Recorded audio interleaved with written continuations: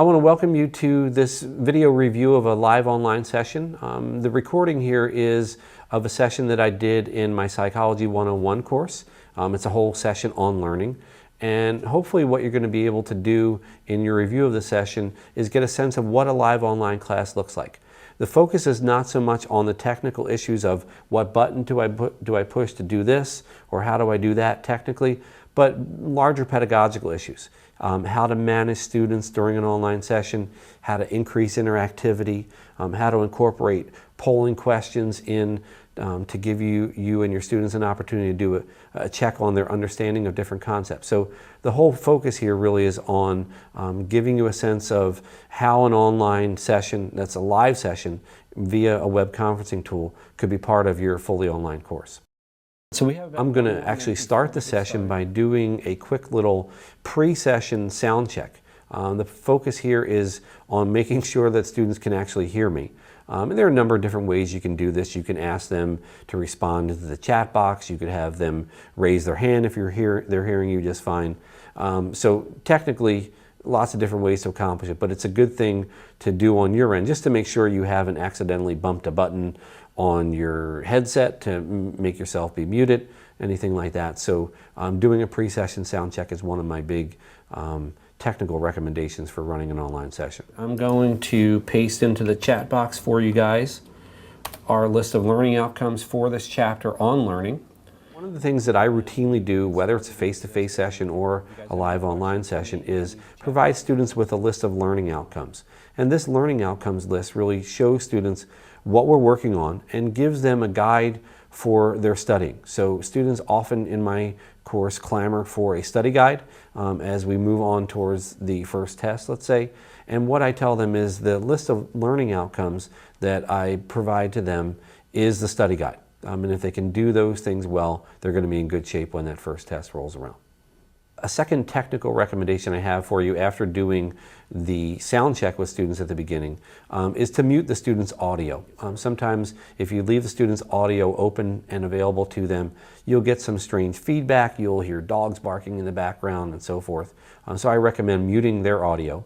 And actually not a lot of students even have headset microphones on via which they could respond to you with their microphones. But I do recommend turning off the audio. The chat box probably should be left open and available to students. It gives them an opportunity to have discussions with you, certainly gives them an opportunity to chime in with questions that might come up during the session. So I would say mute the audio and leave the chat box open. So let me do my job, which is to start the archive here. So if there is one thing that you don't want to forget to do in an online session, that is you don't want to forget to start the archive. The archive is your friend. It's your recording, and it permits students to be able to go back in and view what was done during the online session, and it actually gives you something to fall back on during a subsequent semester. Maybe you have to be out of town at a conference, maybe somebody gets sick at home and you can't do what you had planned to do within your course. If you have a nice pool of archives to pull from, you'll be able to deploy those in future semesters if something like that should come up. One stimulus is a reliable predictor of a second stimulus. So for the cat with the green light and the shock, at this point at the beginning of the session, you'll see me start to use some annotations on the slides. And I'll do this really throughout the entire session, as you'll see. The annotations on the slides are really intended to direct my students' attention to what's being discussed. So it's as much as anything an attention focusing tool. And another thing that students have said to me is that those kinds of annotations, and when I type notes on the slide, really feel to them like I'm almost taking notes for them and helping them understand how to identify what's important and maybe what's less important. And punishments make it more likely that you'll do some behaviors and make it less likely that you'll do other behaviors. What I want to do at the outset, however, is a little review of the big ideas from Thursday. I want to try to answer any questions you might have about any of those big ideas. And then one of the themes of this online session that I'm going to talk about several times is the idea of building bridges. And I'm going to, at the beginning of this session, review some of the major slides and the major ideas from the previous session with an eye towards building a bridge. And in this case, I'm trying to build a bridge between what had gone on in the previous class session, which was actually, in this case, a face-to-face meeting, and what's going to happen today during our live online session. So that theme of building bridges, I think, is really important so that the different parts of your course feel connected. You don't want your students to feel like each individual class meeting is its own separate and distinct little island. There should be connections there, and you can find ways to build bridges across those sessions pretty easily. These things being paired together.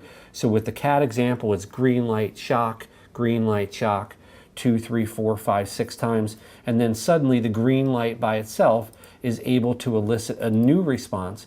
We call that the conditioned response, right? So the conditioned response is the response to that previously neutral stimulus. The green light didn't used to mean anything, but when we hooked it together, remember I was hooking my hands together like trains, right? The green light is a reliable predictor of the shock coming. The cat learns to withdraw its foot in response to the green light. The classic demonstration of classical conditioning obviously is Pavlov's dog with the US, right? We have the US of the food automatically leading to the UR, the salivation in response to the food, okay? The previously neutral stimulus is, in this case, the tuning fork. Initially, that doesn't lead to any response on the part of the dog, okay? So on this upper right side here, there's no salivation in response to that tone. During conditioning on the lower left side of this graphic, we see that previously neutral stimulus being repeatedly paired with the US, tone, food, 3, 4, 5, 6 times until ultimately the tone by itself, after conditioning on this lower right side, is now eliciting a response, salivating in response to that tone, and that response was not there before, right? We talked about learning is about changes in behavior, right, as a function of experience. Well, the change here is no salivation in the upper right and salivation in the lower right, and salivation in the lower right. Questions on any of those basics about before, during, or after conditioning? If you do, just raise your hand and I'll be happy to call on you and ask you to use the chat box for those questions. Here, for the first time within the session, and I'm going to do this a lot of times during the session, I stop for questions. I'm asking at this point if students have any questions about the review material that we are going over from the previous class meeting. And if there aren't any questions, what I usually try to do is ask students to tell me that they're with me. Tell me I've got it, or I'm ready to go in the chat box. That lets me know that they actually don't have any questions, because when I stop for questions and ask if there are any, when I hear nothing but crickets chirping in the background, I'm not sure whether they don't have questions or they're not even paying attention and they're off doing something else. So some kind of confirmation in the chat box that they're ready to proceed can be really helpful. 3, 4, 5, 6 times. Now, just a picture of Barney makes the baby cry. At this point, what you're going to see me doing is using multiple examples to review one of the big concepts from this part of the course. So you'll see me doing examples about a baby, you'll see me doing examples about a cat. The whole point of these multiple examples is to give the students multiple different retrieval cues to pull that information back out from memory. So we know that memory works that way, that the more retrieval cues, the more likely you are to be able to remember something. So within your own discipline, whether it's economics or political science or biology or chemistry or whatever, the more you can build in rich examples and multiple different examples, the better your students are going to be able to retrieve that information later on when they're taking a quiz or a test. The formula was to go CS repeatedly without the US. So for the see me here typing in the formula for extinction right on the slide for them. And what I'm trying to do here is provide them with a model for how to take notes during class. I'm trying to show them specific ways of engaging with the course content, engaging what's on the slides, and taking valuable notes. And students have told me when I do this sort of thing and type the notes right on the slide, that's one of the more valuable things that goes on during an online session. If the cat did withdraw its foot in response to the green light, we would say that's a spontaneously recovered response. We thought it had gone away completely. It actually doesn't go away fully and completely. It comes back. It's spontaneously recovered. It's not as strong, and it will again extinguish if we follow that extinction formula by going green light repeatedly without the shock. At the end of class on Thursday, before we did those final couple of clicker questions, at this point I have gone through a review of the major slides and the big ideas from the previous session. Took about maybe 7 minutes or so to do that. And I think that's a pretty good investment from my perspective as an instructor, because what I'm able to do there is sort of lock in their understanding of the big ideas from the previous class session and feel like we're ready to proceed. So even in a face-to-face class, in terms of building bridges, I'll do that 3 to 5 or 7 minute review of what happened in the last class before I just kind of blast ahead with the new material. It gives students a sense that there's a connection from session to session, and any areas of confusion will be cleared up before we just continue on. The ringing of my cell phone, but not the ringing of someone else's cell phone. I learned to be afraid of my neighbor's dog, but not the dog down the street, not my aunt's dog, not my grandmother's dog. So discrimination is good in that context, right? We are able to distinguish between things that really require a response and maybe other things that don't require a response. Okay, so we've got discrimination there. Looks like Bridget has a question about these. So one of the things I like to do when students do raise their virtual hand in the online session is to call on them right away. I don't like to leave that hand lingering in the air for very long. As soon as there's an opportunity to take a break and call on that student, I really like to do that.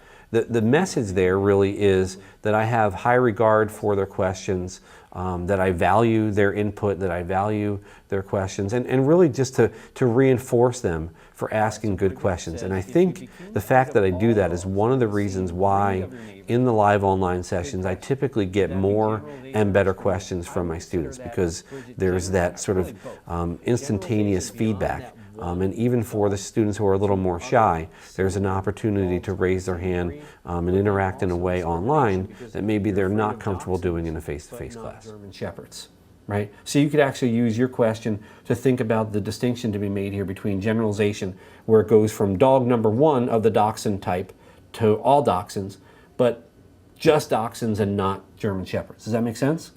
That's kind of really a little bit of both. It's both generalization and discrimination. Good question. I like that one. All right, good. Any other questions about these 5 major phenomena here of classical conditioning? Okay. I always like to not just blast ahead into the new stuff. We need to make sure that we've nailed down what we talked about last time, and that's what we just did here in our first 7 or 8 minutes. All right, let's talk about little Albert. And I'm going to frame the little Albert example with a question up top here that you already know the answer to. The question says, can emotional responses be classically conditioned? You guys know the answer is yes. Just think back to the beginning of Thursday's face-to-face class. Was there an emotional response for most people when they played that dentist drill sound effect?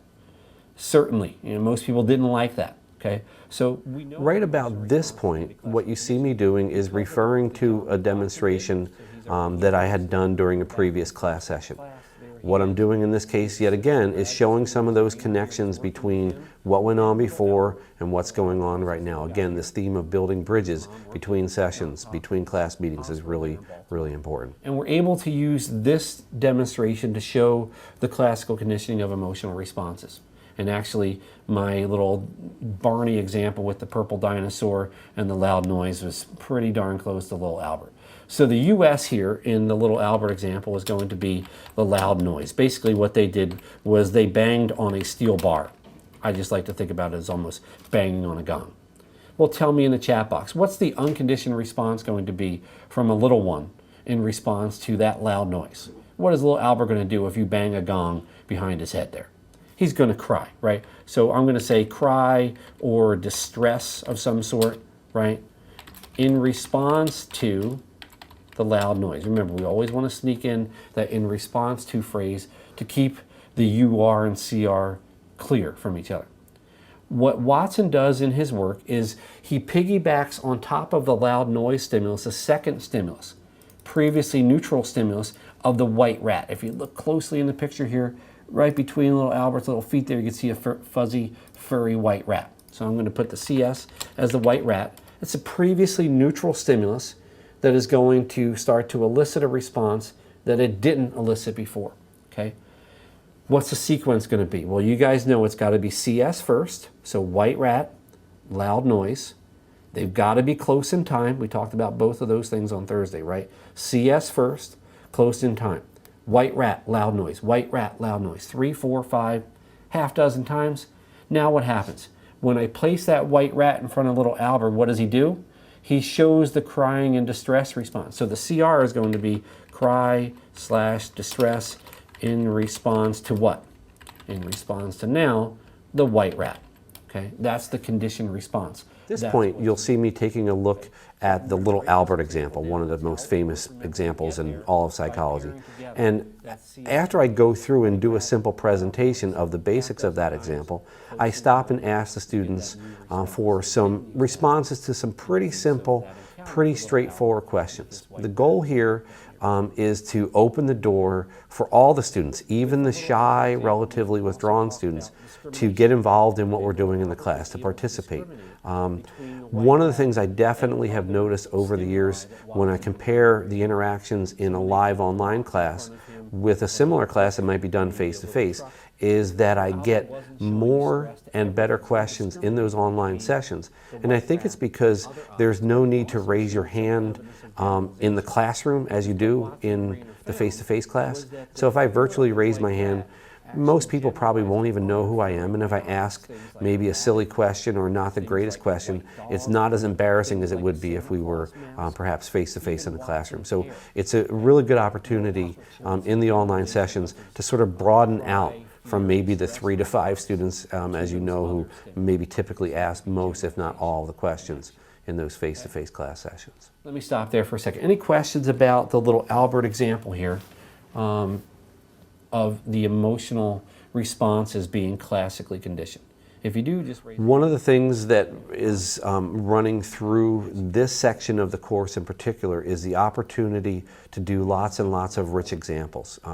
Whether your content is physics or chemistry or history or political science, I'm sure in your discipline there are tons of rich examples that you can deploy within your course. And those rich examples really permit you as the instructor to be able to pull in multiple different concepts related to the material that you're focusing on. So for example, with this little Albert scenario, I'm able to talk about 6 or 7 different big ideas. I can talk about an unconditioned stimulus and an unconditioned response and a conditioned stimulus and a conditioned response.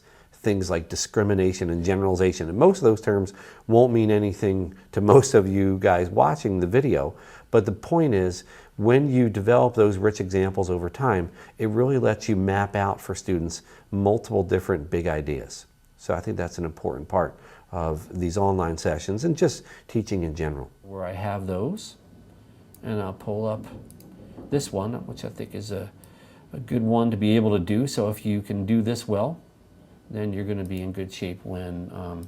One of the tools that you'll probably have at your disposal when you're running a live online session is the ability to preview a slide before you are going to push it out to your students, basically display it for them on the screen. The usefulness of that is to make sure that you remember what the heck it is that's on that slide, because I know all of us with all the teaching and all the other work that we do, sometimes we'll forget exactly what's coming up next here. So if you ever need to, and as you see in this session, I needed to, remind yourself of exactly what's coming up on that next slide so you can make a simple transition from one slide to the next. That preview tool within the web conferencing system can be really, really helpful.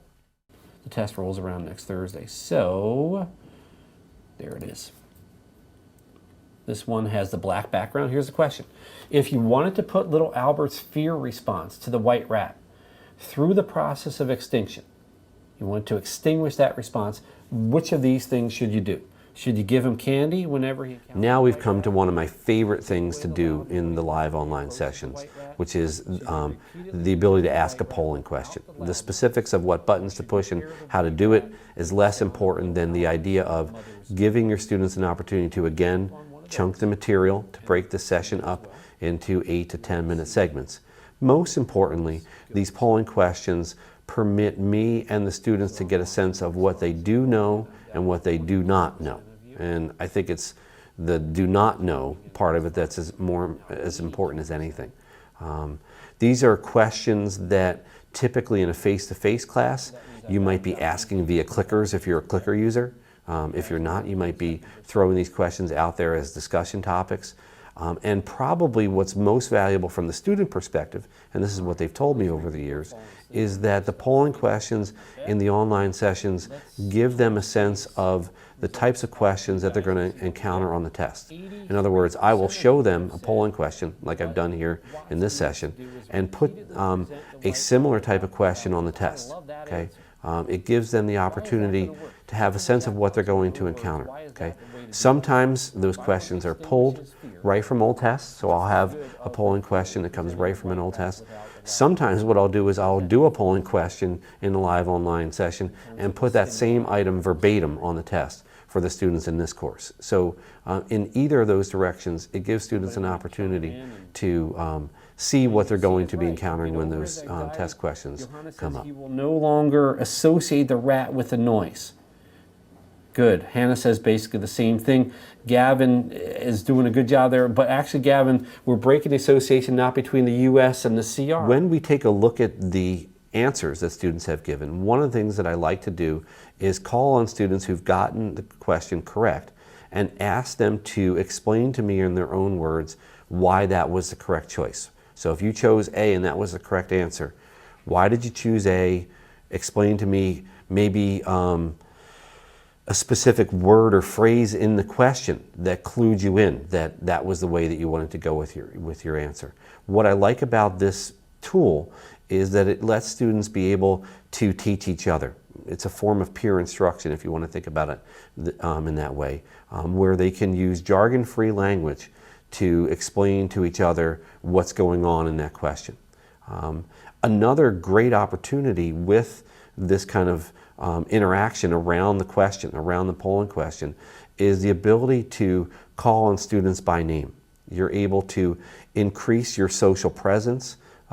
You're able to decrease those feelings of distance that might be present in an online session. And so I always will call on Jim or Susie or Bob by name.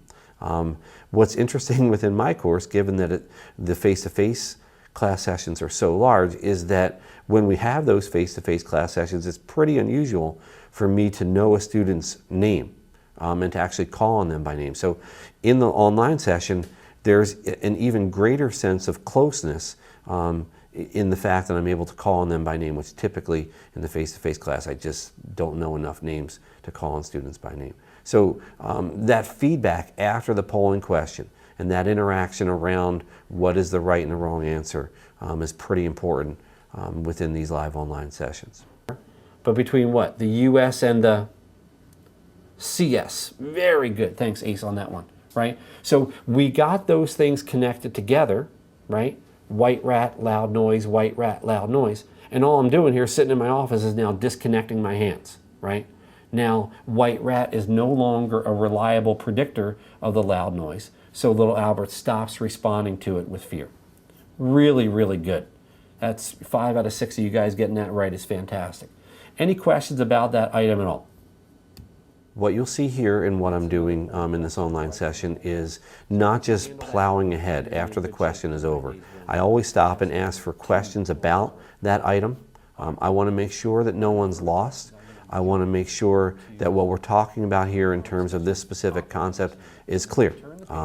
Many times what I'll do is ask students to tell me in the chat box again, I'm with you, it's clear, I understand, I'm ready to proceed. Those kinds of feedback are really helpful to me so that I don't feel like I'm leaving students behind as we make our way on within the session. What we said was operant conditioning is a form of learning where the focus is on consequences. It's about rewards and punishments. What you'll see on this slide is my use of what I typically call an overview slide. And the overview slide at the beginning of the slide deck really provides an advanced organizer for my students. I can refer back to it, they can refer back to it, and it really gives them a sense of where we are, where we've been, and where we're going to go next. So it gives them a sense of kind of the past, the present, and the future within this class session. The other thing that I think that it does that's extremely valuable to students is it gives them an organizational framework. Many times as experts in our field, we have sort of mental models and frameworks that help us understand, admittedly, pretty complicated things. Students probably don't have that kind of a framework. An overview slide like this one can give them the opportunity to see that big picture and then to see where specific more micro level concepts fit into that larger picture. So if you can, before you go through maybe a list of 3 or 4 or 5 big ideas or theories, provide an overview slide. It's a roadmap for your students, and it gives them an opportunity to see how things fit together. And I think that's really valuable for our students. As they explore. The contrast is with the relatively passive responding that goes on in classical conditioning, right? Just think back for a second. The video that we watched on Thursday in class, right? We saw the dogs literally yoked into their condition there in Pavlov's lab. They had little... So at this point, you will see me referring again to some materials from the previous class session, which happened to have been a face-to-face class session. And what I mentioned is a video that we looked at in class together. Again, the idea, the theme of building bridges, right? The mention of the video demonstrates that the learning doesn't stop when the video begins to play. The video matters, the video is relevant to the student learning. It's something that is not done just to kind of kill some time, but it's essential to what we're focusing on within the course. To withdraw its foot in response to the green light, right? Green light shock, a half dozen times.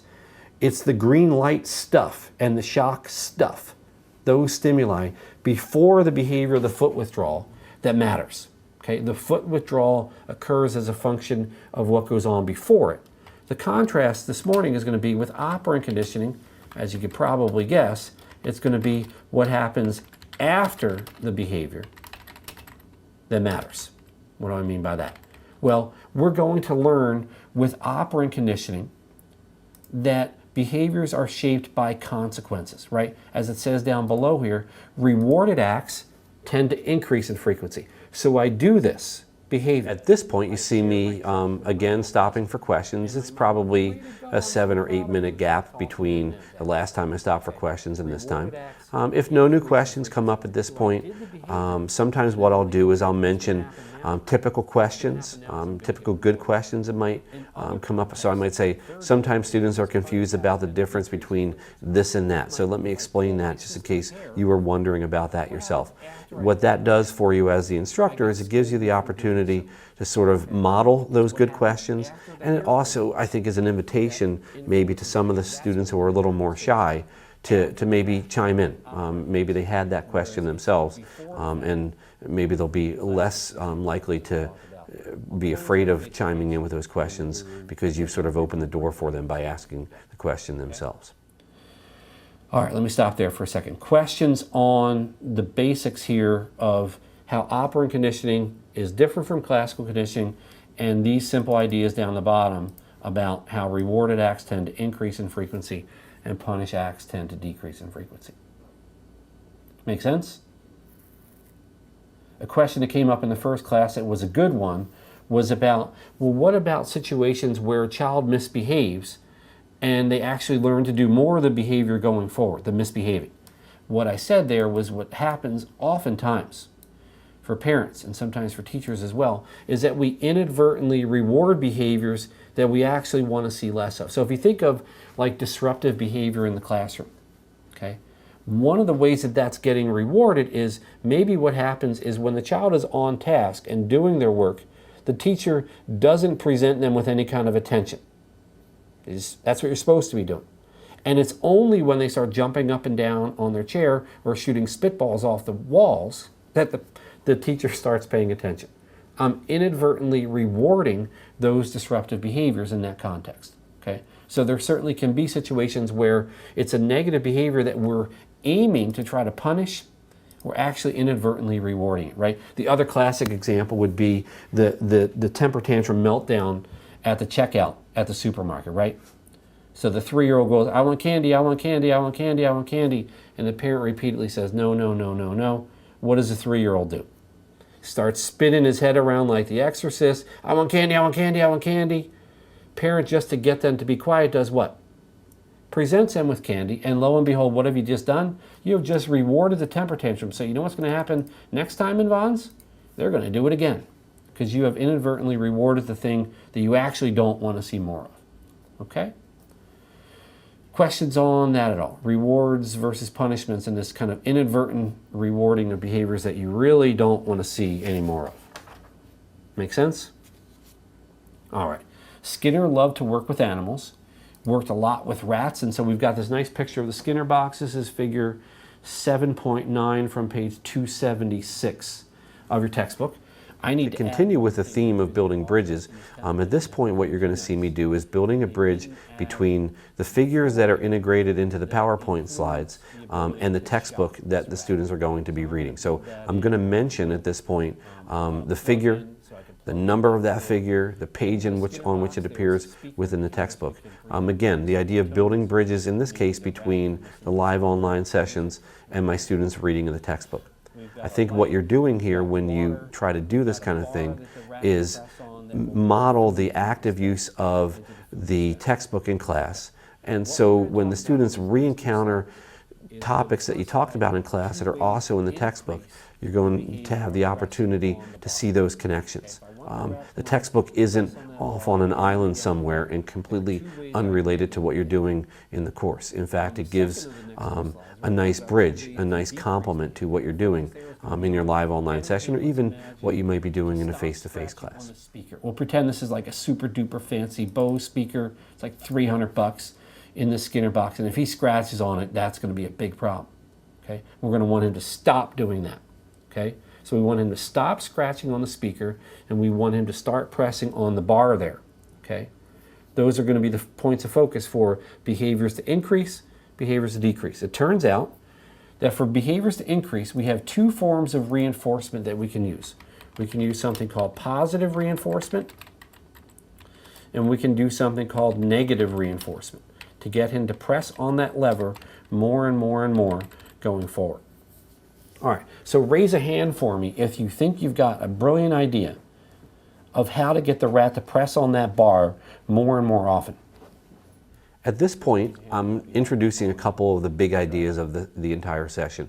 And what I invite my students to do is virtually raise their hand if they think they've got a specific good idea of how to get the rat in that Skinner box on the slide to press on the bar more and more and more often. What I'm trying to do here is another theme in these live online sessions, which is to invite active participation, to give them an opportunity to make the session as interactive as possible. And what I also try to do is sort of manage the input into that conversation by not just letting everyone chime into the chat box simultaneously. So you'll see me asking students to raise their hand before they respond into the chat box. That makes the chat box a little more manageable. If 30 or 80 or 100 people were there live and everyone chimed into the chat box immediately, it would make the management of that chat box pretty difficult. So the raise your hand first idea makes it more manageable to handle the comments, the ideas that will come into the chat box. It's also going to make it easier for the students on their end to be able to follow along. If you could imagine 30 or 50 or 80 comments appearing at once in the chat box, students are going to get pretty overwhelmed with that.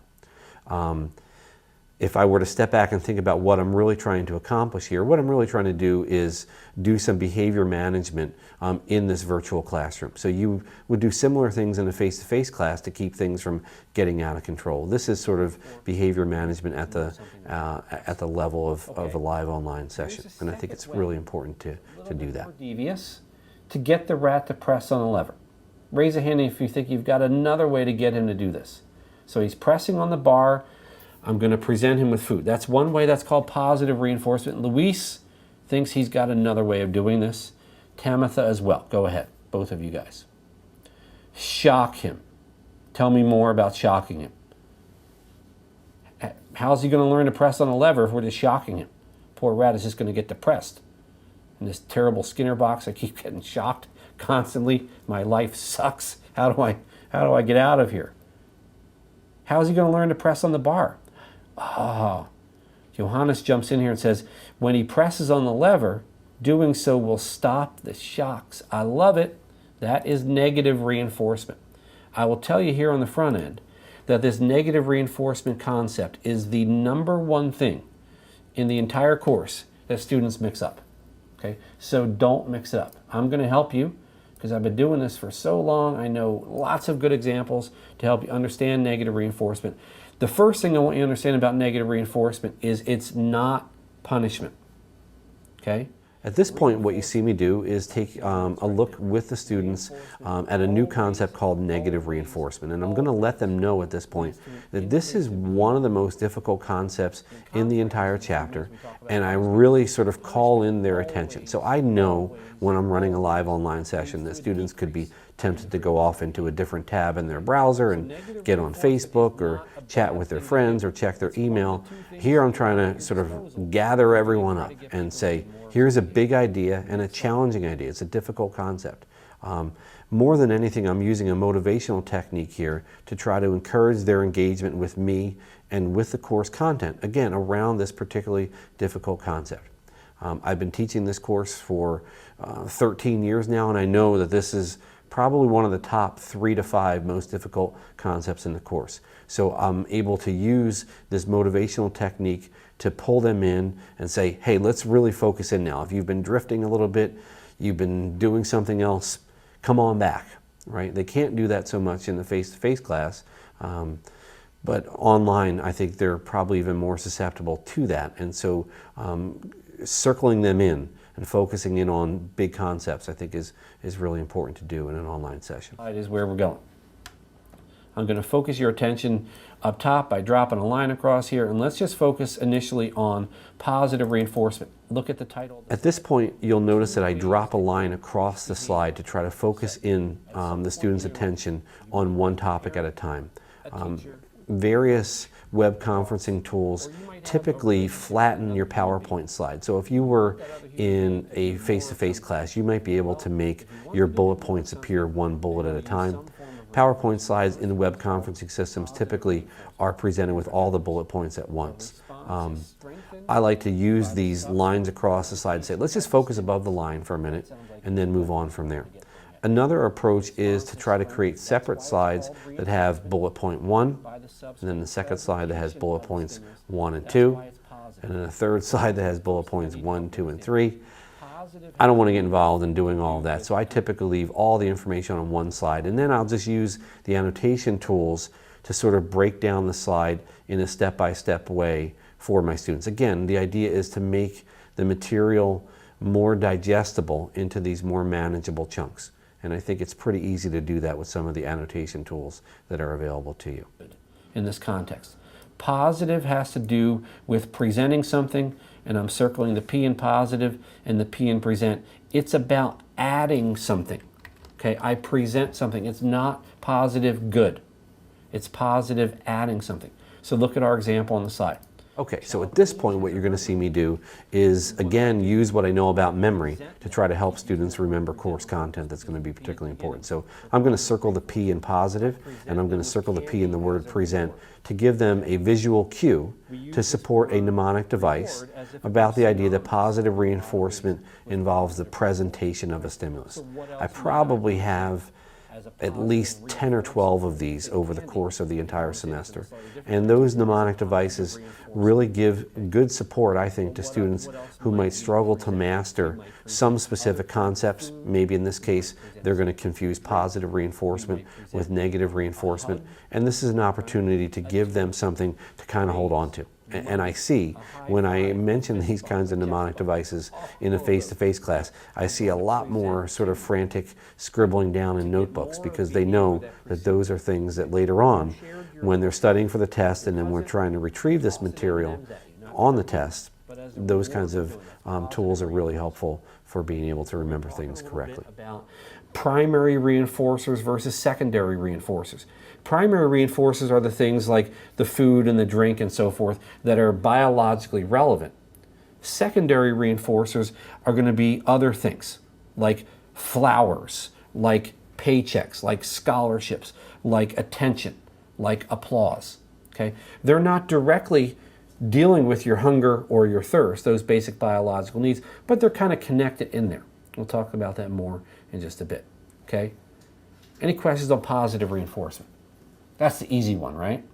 I'm again going to stop for questions at this point in the session. You'll see that it's probably been another 9 or 10 minutes since I last did that. So again, this goes to the theme of breaking up the session into these 8 to 10 minute chunks so as to make it a little bit more digestible and not totally overwhelming to sit through 75 minutes straight of somebody talking at you.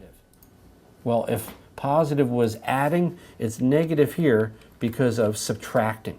Something is being subtracted out, something is being taken away. So the same behavior occurs. The child cleans his or her room. Am I presenting them with anything? Here's a gold star on the fridge for cleaning your room? No. What's happening now is the nagging is going away.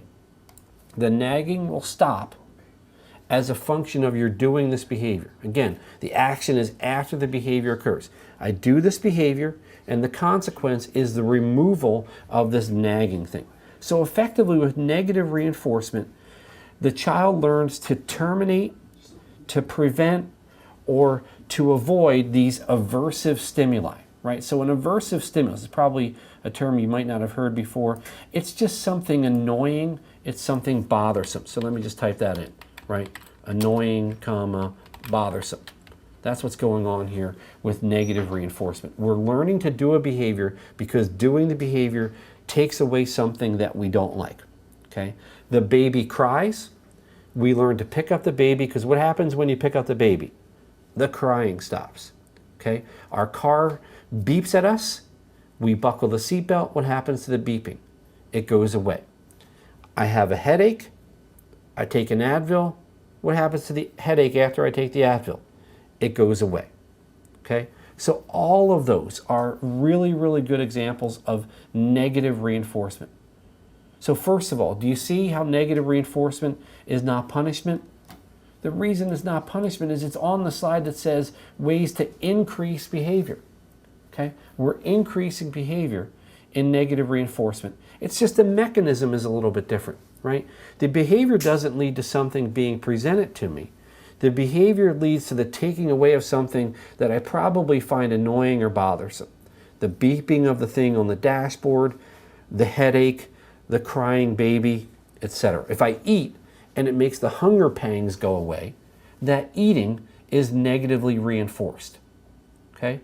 All right, I'm going to stop there. Erica has raised her hand, has been waiting patiently, and if there are any other of you guys who have a question, you can raise your hand as well. Johannes as well. You're welcome to type your question in the chat box along with Miriam. So 3 questions here regarding these 2 forms of reinforcement.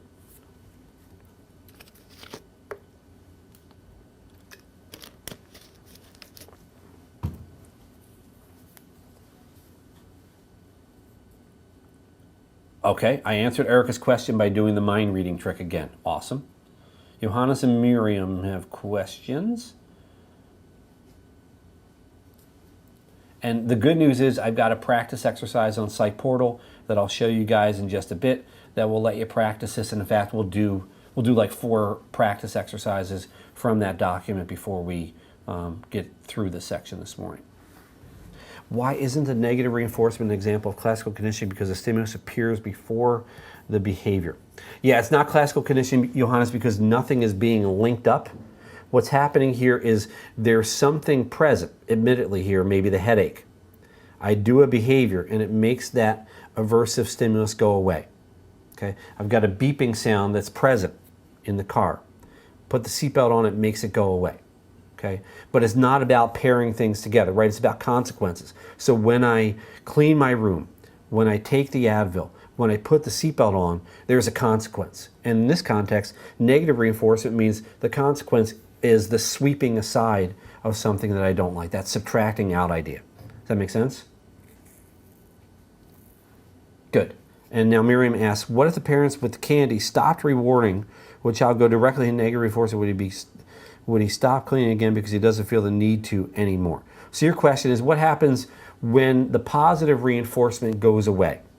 Usually, Miriam, what happens in that context is rather than stopping cold turkey, which is a strange way of describing treating your child, what parents will typically do, if they know what they're doing, is sort of fade the reinforcement gradually over time. So for example, I'm going to guess, Miriam, that your parents don't send you candy each day when you call them and tell them you cleaned your room, okay, today. At some point, maybe instead of every single time you cleaned their room, they started rewarding you maybe once a week, then maybe once a month, and then maybe they faded it, and there was something that became sort of intrinsically rewarding about having your room not be messy anymore that you liked, and it was reinforcing in and of itself. Does that make sense? Good. Okay. Any other questions about the two forms of reinforcement before we launch into a discussion of punishment? Let's go back and punish the rat in the Skinner box. So remember, just to be clear here, we've got the floor that allows us to deliver shocks to little Mr. Rat here, okay? Let's imagine he's scratching at the speaker up here. And remember, that's a super expensive speaker, and we don't want him to do that. Tell me in the chat box. You don't even need to raise hands this time. How would you get him to stop scratching at the speaker? 2 ideas for doing that. You'll see me here at this point in the session present another opportunity for students to participate. And at this point, I sort of open up the chat box for anyone to chime in. So this is kind of the free-for-all part of the session, where I have a question for them about how to get that rat in the Skinner box to stop scratching at the speaker. So earlier, I talked about trying to manage the chat box, and now I really want to invite almost everybody in to participate in the conversation about how to get this rat to stop scratching at the speaker in the chat box. What's the point here? I think the point here is probably to get at, again, those students who might be a little more shy and invite them to chime in with some creative ideas.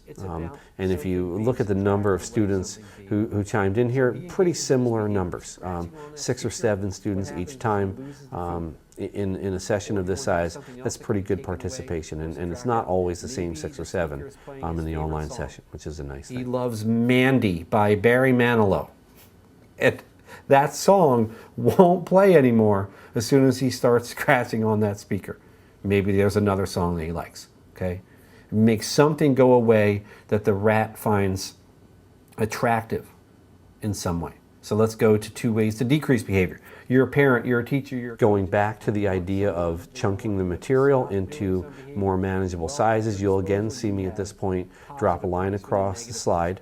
Again, PowerPoint slides are sort of flattened out here, and those lines across the slide let them focus in on what is the topic right now. I don't need to read the entire slide. I'm going to focus in on what he has directed my attention to. So again, a nice focusing technique for the students, and trying to make the slides sometimes maybe have a little bit too much text on them, a little bit more manageable by going step by step with them. It's what happens after the behavior that affects the behavior.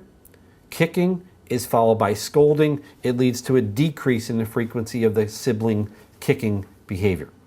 Okay? A response is weakened by the subsequent presentation of a stimulus. Pros and cons here. Well, the one major pro that you have with positive punishment is you get relatively rapid results. That rat will very, very quickly stop scratching on that speaker if each and every time he scratches on it, you shock him. Okay? What are the cons here? Well, if we go beyond the rat and start talking about parenting example, there are a couple different cons here.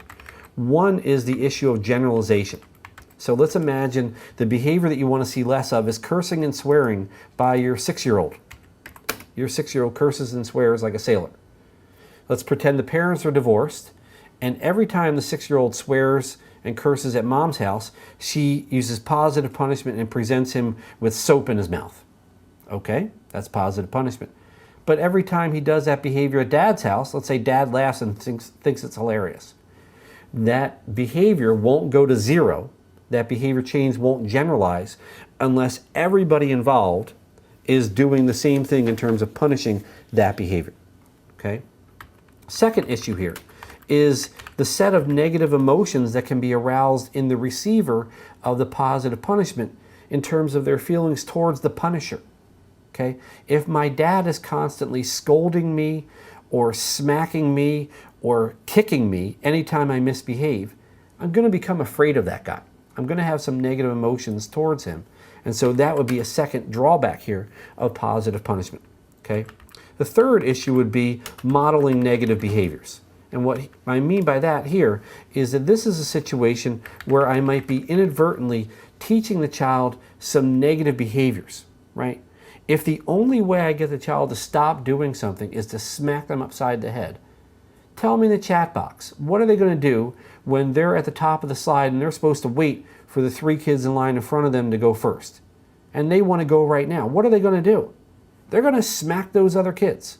Okay? So those are the potential drawbacks to positive punishment. Okay? So pros and cons here.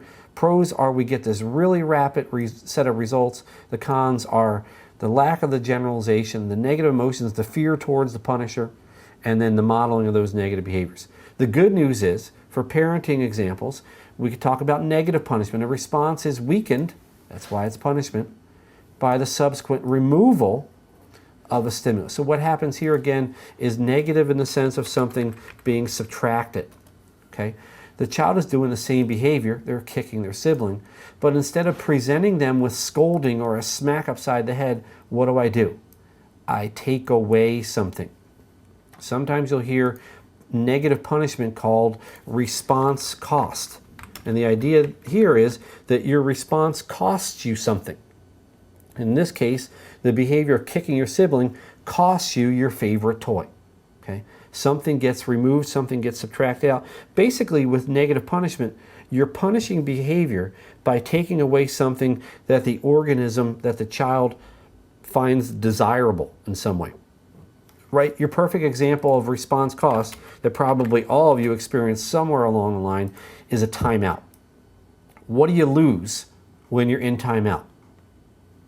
What's taken away from you? Well, your ability to interact, your freedom, right? Your ability to interact with the other kids, your access to fun and so forth, okay? If you've ever lost any other kinds of privileges, Ace says down below, TV, computer access, your cell phone, being able to go out with your friends on the weekend, all of those are examples of negative punishments, okay? So what are the advantages here? Well, with negative punishment, what you don't get is the negative emotions up above that you can get with positive punishment. What you don't get is this modeling of negative behaviors. Effectively, what you're modeling is just the taking away of things that the organism likes, right? So I have this vivid memory of my oldest, who's now 13, when he was like 6, and my middle son was like 3. My 6-year-old, instead of, smacking people upside the head when he didn't get something his way, when my 3-year-old would misbehave, the 6-year-old would suggest to me what to take away, right? He'd be like, oh, Ben really likes that fire truck. Why don't you take that away? Go put that on the washer in the garage so he can't play with it.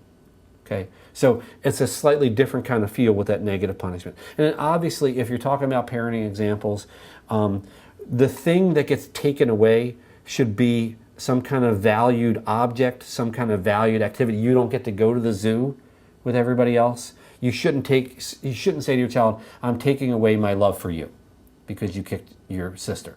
Okay, you could do that if you want to create a serial killer, but most people don't really want to do that. So we could stop there. Questions about 2 forms of punishment.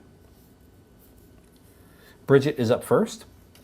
This is yet another stop for questions at this point. It's probably been a little more than 10 minutes, and probably no more than 12 or 13 minutes since I last stopped for questions.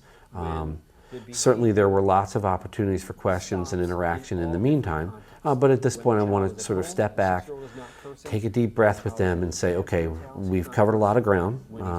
Who's got any points of confusion? Who needs another example of something? Who needs a little direction in terms of what we've been talking about? And again, breaks up the session and makes the session more manageable in terms of those smaller chunks of material. Inconsistencies across those contexts. Does that make sense? Right? If the positive punishment isn't being consistently applied, we're going to have problems. Does that make sense? Excellent. That's why they pay me the big bucks. All right. Questions on positive punishment beyond that one from Bridget? That was a very good question. Thank you. Let me show you the examples from the textbook, and then we're going to do some polling questions together. These are tables 7.1 and 7.3. I threw them together on one slide for you here. Ways to increase behavior. Check it out. At this point on the slide, you're going to see me with 2 tables that have been inserted from the textbook.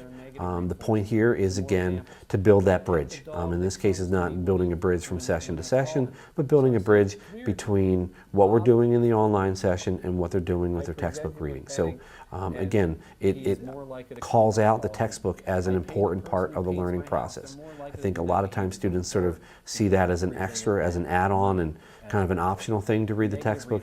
This really communicates to them that the textbook is central to what we're doing. It's central to the conversations we're having about these topics, and you really need to go there to firm up what we're talking about in class.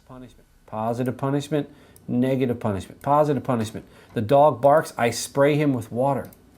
I'd like to do that with the dogs that are over in the backyard next to mine. They're barking at night and it's annoying me. Give a traffic ticket for speeding. You speed, I present you with that. That's positive punishment. Negative punishment, you lose your driving privileges, or maybe you use your library card for not doing what you're supposed to be doing. Okay? Maybe I take away driving privileges because you failed your chemistry test. It looks like you lose your library card because you don't pay your fines. Okay? So we've got 2 ways to decrease behavior with those examples there. All right, should we do some polling questions, guys? You ready? You think you got this? Are you confident? I got a whole bunch of nothing. Gavin says he's got this. All right, let's put him on the spot then and ask him some questions. Let's start with Lori and the backache and this bright purple slide here that will blind you. Lori gets a backache every day, but if she's... Here are a couple more polling questions that I have built into the session to focus in on increasing student engagement and again to check on their understanding of the material that's being presented during this specific session. If you were to step back at this point in the session and count up the number of times that we've taken a break, I think this is about the 7th time that we've taken a break in the action for either questions from the students or via polling questions. So basically, every 7 or 8 minutes or so, you see me doing something that gives them a chance to step back, digest what we've been talking about, and ask questions about things that might be confusing to them. So the big picture really is that something other than just me lecturing to them is going on about every 7 or 8 minutes. If you've ever participated in a web conferencing meeting, you know that 40 or 50 minutes straight is just way too much. So again, stopping for questions, building in polling questions is really an easy way for you to be able to break the material down for your students. Shaping demonstration on Psych Portal. That's pretty much everybody, so let's take a look here at how you guys did this time around. All right, here's the good news. No one chose punishment. Okay? It's not punishment. She's going to learn to take a hot bath every day. It is negative reinforcement. Tell me in the chat box how you knew this was negative reinforcement. 2/3 of you guys got it right. How did you get it? All right, at this point I'm going to be asking for some explanations yet again in the chat box from my students about why the correct answer is the correct answer.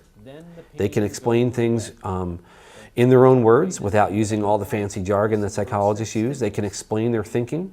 I've got about 10 students who actually participate at this point.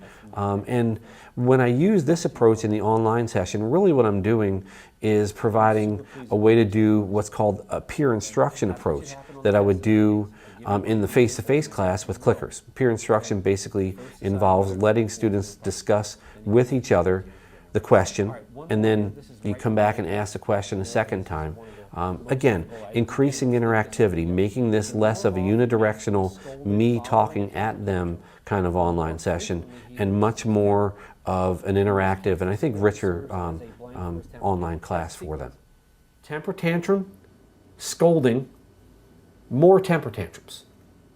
Is that a negative reinforcer, a conditioned stimulus, a positive reinforcer, or is it punishment?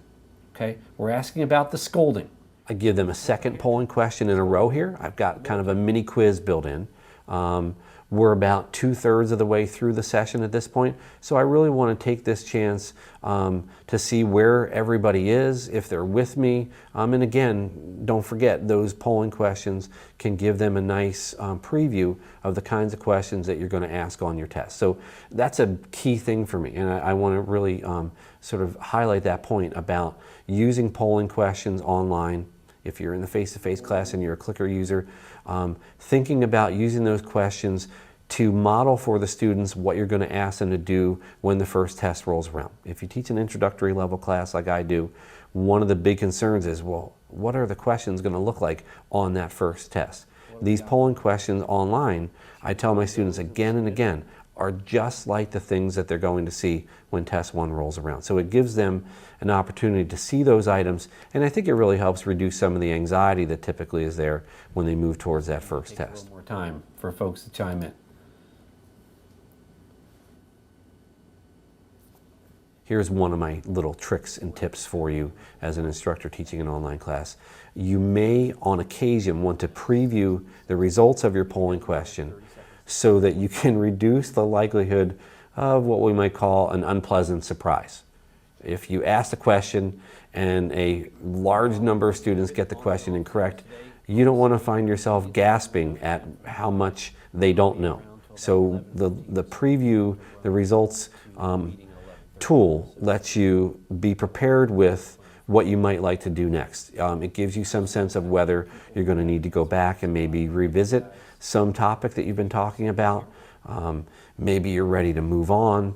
But the preview button, especially when there are questions where you think they might not do so well, gives you an opportunity to not embarrass yourself by gasping when maybe 30 or 40% of them get a question right. So I highly recommend making use of that as a way to keep yourself from either being surprised or annoyed with their performance on one of your polling questions. With the scolding, and it's going to decrease the frequency of the temper tantrum. Is that what happens here?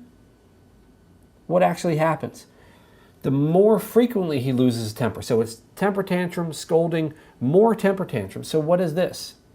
It's actually, the scolding is serving as a positive reinforcer, right? What was positive reinforcement? A response is strengthened, temper tantrums become more frequent.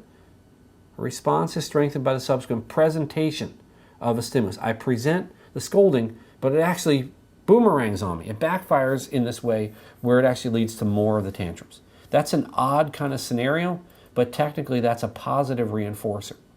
Let me stop there. Questions on that item at all?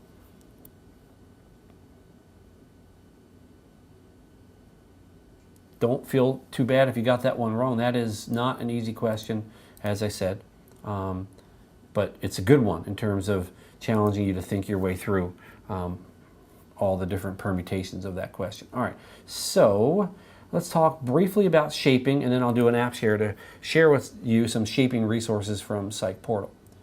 So here's a story on shaping. Typically in the context of positive reinforcement, we will use reinforcers to guide behavior closer and closer towards a final desired behavior, what we call a target behavior, right? So we might have a target behavior of, let's say, making your bed. And what we're going to do as a mom or dad is we're going to reinforce baby steps along the way, okay? Whether it's little ones learning how to make their bed or animals learning relatively complex behaviors like Shamu, for example, like your dog learning a trick, for example. What we could do with shaping is reward baby steps. Because if we don't reward the baby steps, we could be waiting forever for that final target behavior to emerge, right? If you waited for your 5-year-old to spontaneously make his or her bed perfectly, how long are you going to be waiting? Tell me in the chat box. How long are you going to wait for a 5-year-old to do that perfectly? Just on their own. Forever, says Kevin, yes. So let's reward baby steps. That's probably the easiest way to remember shaping. Shaping is about rewarding baby steps. And what we're going to see in a moment here is using rewards for baby steps, and we're going to train a pigeon to do a 360. Okay? If we just wait for the pigeon to do the 360, it's going to take a little while. But if instead we reward like a quarter turn, then a half turn, then 3/4 of a turn, and then a full turn, we can use shaping to get to that final target behavior, right? Just like what they do with Shamu at SeaWorld, like you probably have done with a dog at some point in your life, training them to do some relatively complex behavior, okay?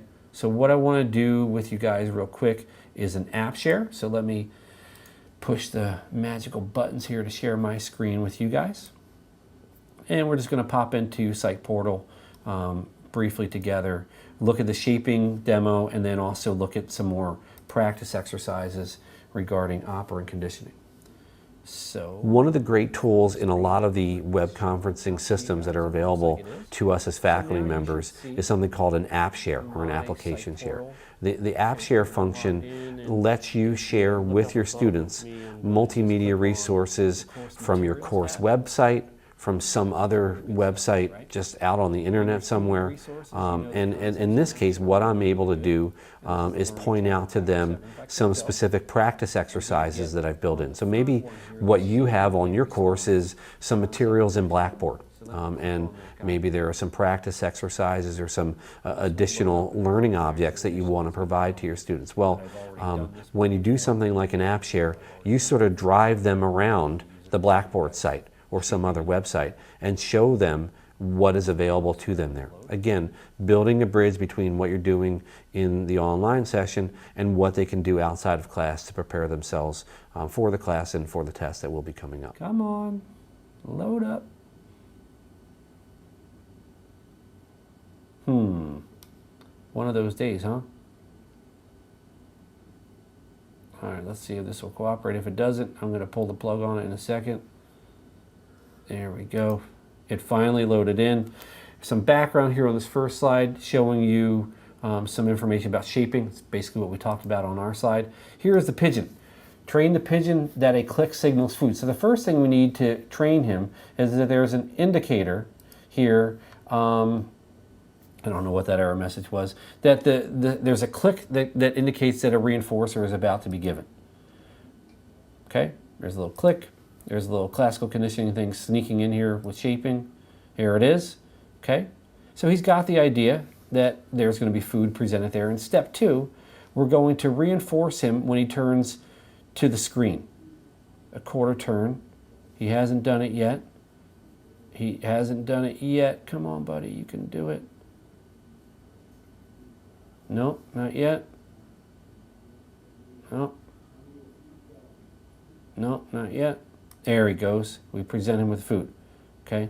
Quarter turn is no longer enough. When it turns a little farther than that, give it a reinforcer. A little bit farther. Baby steps, right? There it was. Okay. I got to move to the next step, and now we only give the reinforcer for a full 360. Isn't this fun training the pigeon? Nope, not enough. There you go. He did the full 360 there. Okay. That's a good little hands-on demonstration of shaping. If we go back up above to the course materials tab, we've got these learning practice exercises, which I showed you guys on Thursday. Again, here this morning, operant conditioning examples, and in just a few minutes here, reinforcement schedule examples. Let me show you the operant conditioning examples, and I want you guys to tell me in the chat box what the right answers are here. Okay? So John puts a quarter in the vending machine and gets a piece of candy. What is that? Positive reinforcement, negative reinforcement, positive punishment, or negative punishment? Tell me in the chat box. I'm watching it on my second screen here. A whole bunch of positive reinforcement responses. You can just use PR, NR, PP, NP if you want to. Number 2, I put on sunscreen to avoid a sunburn. What is that? Put on the sunscreen. I don't get the sunburn. It's got to be reinforcement, and that sounds like negative reinforcement. Okay, when I put on the sunscreen, helps me to avoid that situation with the sunburn. Number 3, you stick your hand in a flame and you get a painful burn. What is that? PP. I assume you mean positive punishment. Yes, positive punishment there. Number 4, Bobby fights with his sister and then doesn't get to watch TV that night. That sounds like negative punishment, that response cost idea, right? He loses a privilege as a function of that fighting with his sister behavior. Excellent. You guys are on it. I'm really happy to see that. Let me do the app share end here so I can jump back into the Wimba classroom with you guys. And I want to just bounce that shaping slide back out to you again. Any question about shaping or any of those other examples we just did about operant conditioning? So I'm going to stop for questions again right here. It's probably been about 15 minutes or so since I last did that. Gives me an opportunity to check in with them. Seems like things are going well, seems like things are not going well. What kinds of questions are out there? It's a really quick pulse check on how the students are doing. Are reinforcers that are innately reinforcing. like they satisfy biological needs. So primary reinforcers would be things like food, water, sex, etc. Okay? Primary reinforcers, I would say these are directly biologically relevant. So let me type that in, right? Directly, biologically, if I could just type relevant, right? You could even think about something like the shocks for the rat in the Skinner box being biologically relevant. They could be painful, right? They could cause injury, for example, to that rat, okay? That would be in the context of a negative reinforcement scenario, right? I learned to turn off the shocks by pressing on the bar there. Secondary reinforcers, in contrast, serve as reinforcers through their repeated pairings with primary reinforcers. This is a little piece of classical conditioning seeping in here. They're known as condition reinforcers. So these are things that are not directly biologically relevant themselves, but are sort of exchangeable or somehow connected in with things up above, right? So money, exchangeable for food, for example, right? Money exchangeable for water. I guess you could exchange money for sex. That probably wouldn't be the greatest idea ever, right? So those are all secondary reinforcers. So for example, if you were to eat a dollar bill, it's not going to satisfy your hunger. It's a piece of paper with green ink on it, okay? Compliments and hugs, secondary reinforcers. Somebody hugs me. What is that about? They like what I did so much that they're squeezing me. Well, the hug sort of indicates, without saying so, right? If I hug my 10-year-old, he got 100 on his math test, or he scored a goal in the soccer game and I hug him. Without saying these words, it sort of means like, if you're sick, I'll take care of you. If you're hungry, I'll get you something to eat. If you need a roof over your head, I got you covered. You don't say all that, but that's sort of the connection there between those secondary reinforcers. It's an indication of affection. It's an indication of a relationship that has at its core something about protection and the provision of, you know, these biologically necessary needs, right? I'm going to satisfy those basic biological needs, I guess is what I'm trying to say here. Okay? Any questions about the distinction there between those primary reinforcers and those secondary reinforcers? Does that make sense? 3 minutes since I last did it. I stopped for questions again here. Again, just breaking things down, making sure they're with me, asking if they're following along, if there's any confusion. You know, we play his favorite song. That's really a secondary reinforcer, right? I mean, the music isn't directly satisfying some kind of biological need, unless you want to make some kind of argument that it is. Okay? Any questions about that at all? That distinction between primary and secondary reinforcers.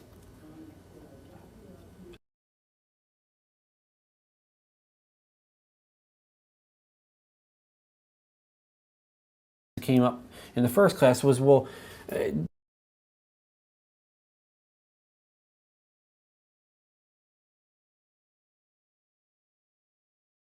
the reinforcement. The first couple times that you're going to share your toys with your little cousin or your little friend, your parents are probably going to use continuous reinforcement, right? Where they're going to reinforce the behavior each and every time it occurs.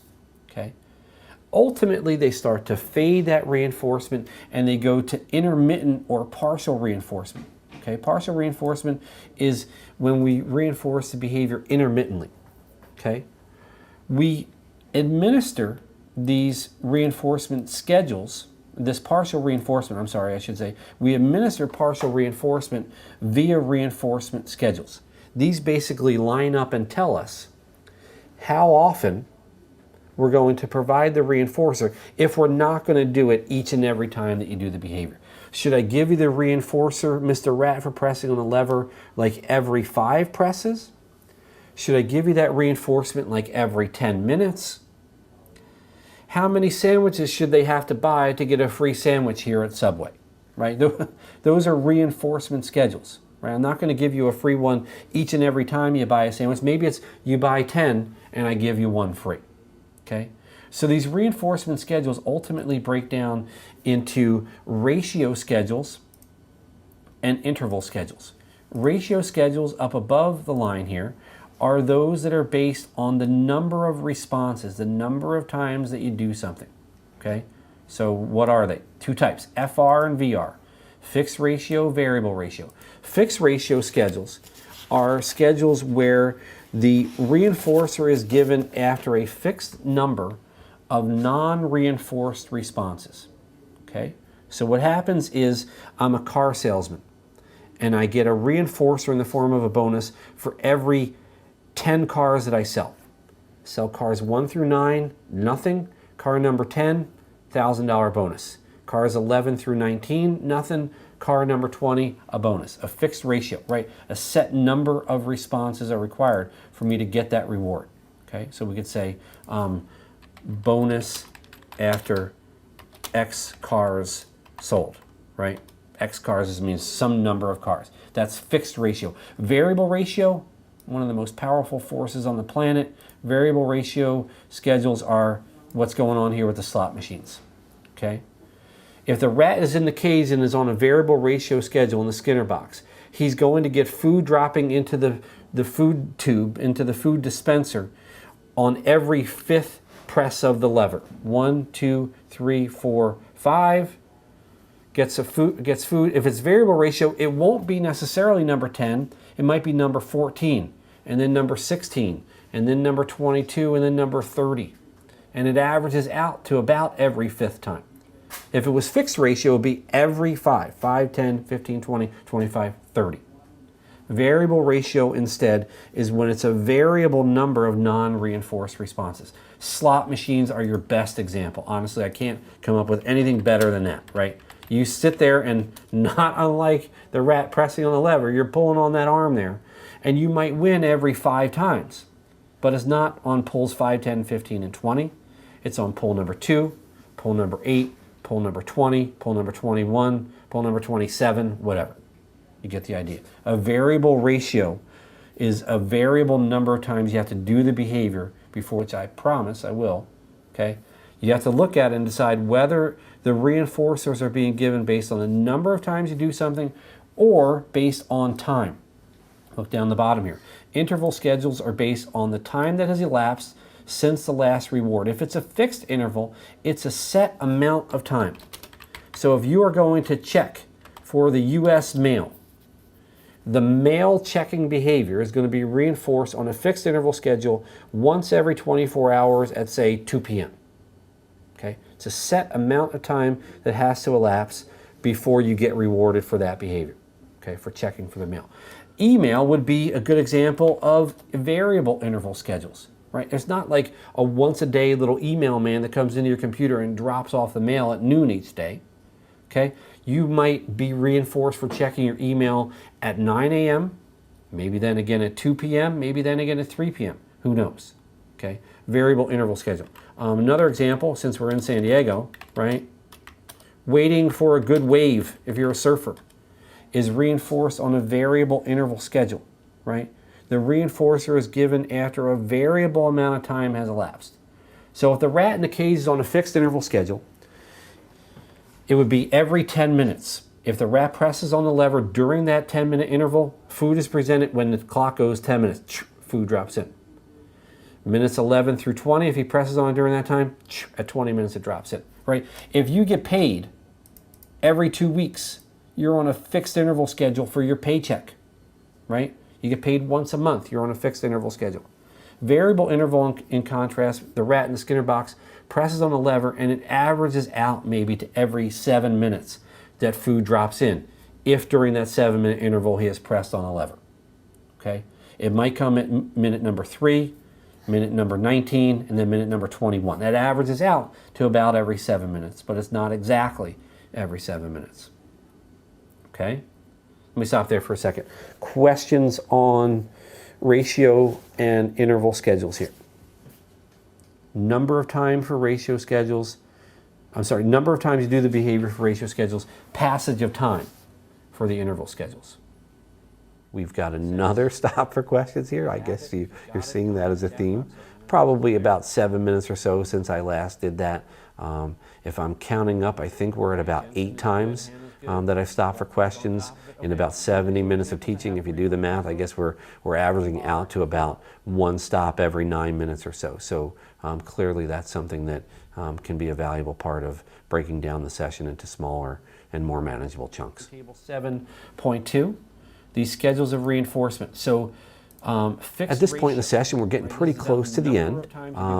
And what I do here is ask for confirmation of their understanding of these ideas around reinforcement schedules. And then what I offer them is a table from their textbook. The table explains the concept again, and yet again I'm building a bridge between what's going on in our online session and what they're going to be doing in their textbook reading. I really want to make explicit that the textbook reading is an important part of what we do in class. What I usually tell them is, you can be the best teacher ever, but if your students don't do any textbook reading outside of class, there's just no way in most disciplines for the teaching alone in a face-to-face or an online session to cover the material, especially in a large survey kind of introductory course like this Intro Psych class. Tuesday, right? Tuesday discount prices. You could say your Taco Tuesday discounts at Rubio's are reinforcing your taco buying behavior on a fixed interval schedule. Now, some of you are never going to forget fixed interval because of that, right? Unpredictably often, reinforcement for behavior after a random amount of time, such as in checking for a Facebook response or for an update from a friend, okay? That's how your 10th edition of your book is totally caught up now because it has the word Facebook in it there, okay? Variable interval, variable amount of time has to elapse before the reinforcer is given, okay? Let me stop there for a second. Questions on these schedules of reinforcement? It's only been about 2 minutes since I last stopped for questions, but I do that again one more time here. And gives me an opportunity again to make sure everybody's with me, make sure people aren't checking out, right? In the last 3 to 5 minutes of the class session, you'll see a lot of them ready to kind of walk away and move on. I give them the opportunity here to get any final questions clarified. Let me ask you this one. If you were given points for responding to this question correctly, check this out. What would that be an example of? The points that you are given for responding correctly to this question are good examples of which of the following? Are those primary reinforcers, secondary reinforcers, tertiary reinforcers, or pity points? It's not pity points. Here at the very end of the session, with about 2 minutes to go, you'll see me do one more final polling question to kind of wrap up the session. And what I like about polling questions this late in the live online session is I can often then turn right around in the next class session, which for me in this blended course is face-to-face, and ask that question again in that face-to-face class session. I ask it via the clickers, and it gives me an opportunity to make sure that everybody who viewed the archive of the live online session has been able to follow along and understand the concepts that are part of that polling question. I think that's about the 4th polling question of the online session. And again, I ask students to explain their answer choices in their own words, giving them an opportunity to explain their thinking, again, without the jargon, without all the technical terms. 77%. Secondary reinforcers. Why are they secondary reinforcers, these points? I don't really understand it. Somebody explain that to me in their own words in the chat box. Tertiary I just made up. We only talked about primary versus secondary. Because they're not fulfilling a biological need, right? You can't eat the points and be like, oh, I'm so stuffed now, right? Okay, not satisfying that biological need directly. Maybe if you could exchange, a certain number of points. You could imagine in grade school, maybe you get a certain number of points in your first grade classroom, and then at the end of the week you can exchange that for maybe a treat, from the candy bag or something. That would be an example where the points as you went were secondary reinforcers, then exchanged for that primary reinforcer of the food, the candy bar, in that case. Make sense? Awesome. I got 10:44. So that means we've got a minute left. Any final questions on anything from today about these various different types of learning? One last and final time, I promise. I stopped for questions here. I think it's 10 times in all if you were to compulsively check through how many times we stopped for questions in the 75 minutes. Again, an opportunity to break things down and make the session more manageable. We'll do a little review at the beginning of Thursday like I always do. about some operant conditioning, big ideas from today. Near the end of the session, what I'm going to do is revisit that overview slide. We started with it. We're going to bookend the session by coming back to it here at the end. And in this way, what I'm going to do is contextualize for the students what we did. So now we're looking back, right? We used the overview slide at the beginning to say, here's where we're going to go. Now we've gone there. And at the end of the session, what I'm doing is giving them an opportunity to see what we've covered, what has been the important topics of the day. And what I'm giving them, I think at this point, is a big picture understanding of where today's topics fit into the overall framework of the entire chapter. So this whole chapter is about learning. Here's the piece that we cover today. Our focus was on these topics related to operant conditioning. And what I'm going to do as well with this overview slide is preview what's coming up in our next class meeting. In my course, that happens to be a face-to-face class meeting a couple days later. It could be another online session in your course. Again, it gives you an opportunity to build those bridges between what you're doing today and what's going to come up in the next session.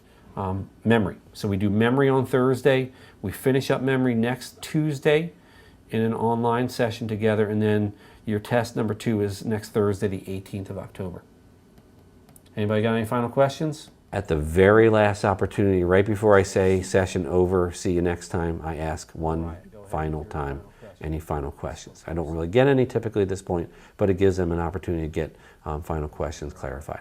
Wrap up. Remember, I'll hang out here for online office hours until about 11:15 or so, and then I got to run to a meeting again.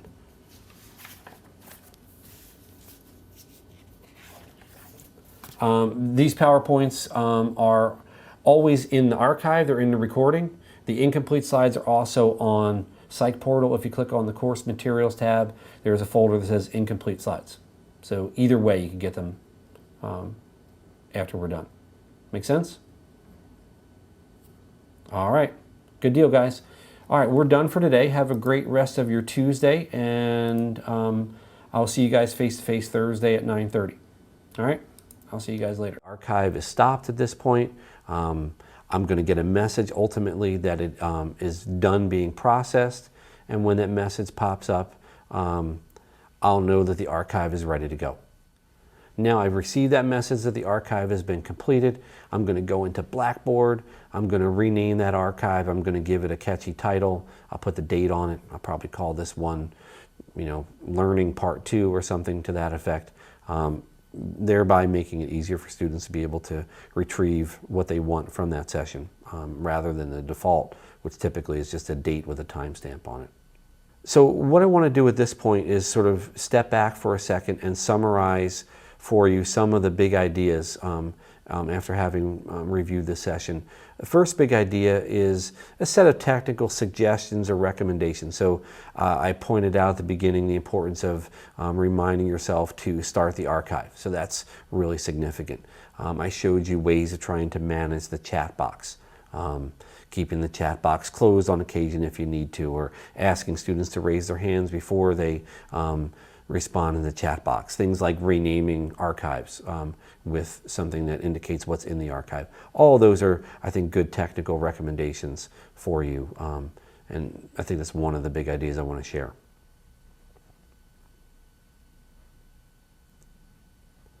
A second big idea is around chunking the material.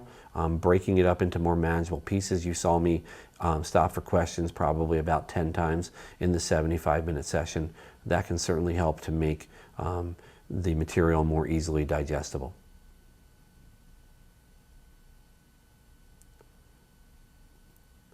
Other ways of trying to help your students break the material down involves annotating the slides. So you saw me adding notes in, pointing arrows to significant topics, circling things, marking up some of those slides pretty severely. That's another way to help make the material more manageable for the students. I mentioned during the session the overview slide and the rationale there. Pedagogically, what it does for students is it gives them that sense of the overall context, kind of the lay of the land, if you will. It gives them an organizational framework. And then you saw me use that overview slide not just at the beginning, but then at the end to sort of contextualize what the journey was like today and what we've covered and what's going to come up next.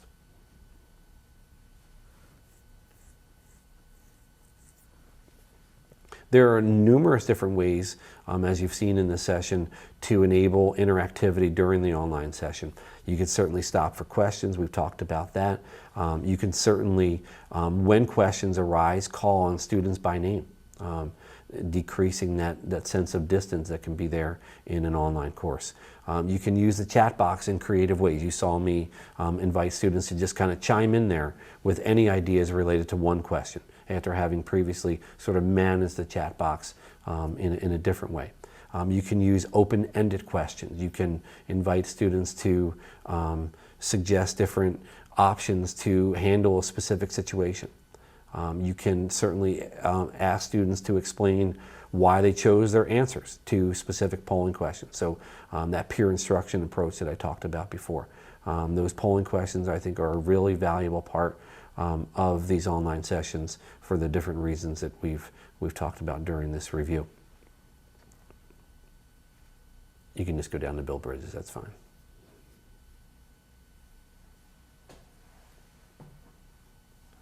I think one final theme or big idea within this session that as a take-home message, I think, is that of building bridges. You saw me trying to build bridges from the previous session to the current session, trying to build bridges between the current session and the next session. So that final overview slide showing them where we're going to go next. Certainly there were opportunities to build bridges from what we're doing during this class session to their textbook reading. And again, that sends the message in an overt way that the textbook reading is an essential part of what they're doing in the course. And then finally, you can build bridges to all the rich information that's available to them on the internet. You can do things like an application share or just pushing out a website to them to make those kinds of multimedia tools that are available to them on the internet part of the course. It's not just an add-on, but it's an important supplement to help them understand what they're learning within your course. Hopefully what you've been able to achieve during the review of this live online session is some sense of what it looks like, some ideas for how to run an online session, and most of that with a focus on some specific pedagogical ideas around student interactivity, around student engagement, around student motivation. I'm hoping that the time spent reviewing this has been valuable to give you a glimpse of what you can do in a live online session, and maybe makes you think about how to incorporate those kinds of sessions into your own course. So hopefully this was valuable to you, and I thank you for taking the time to review this.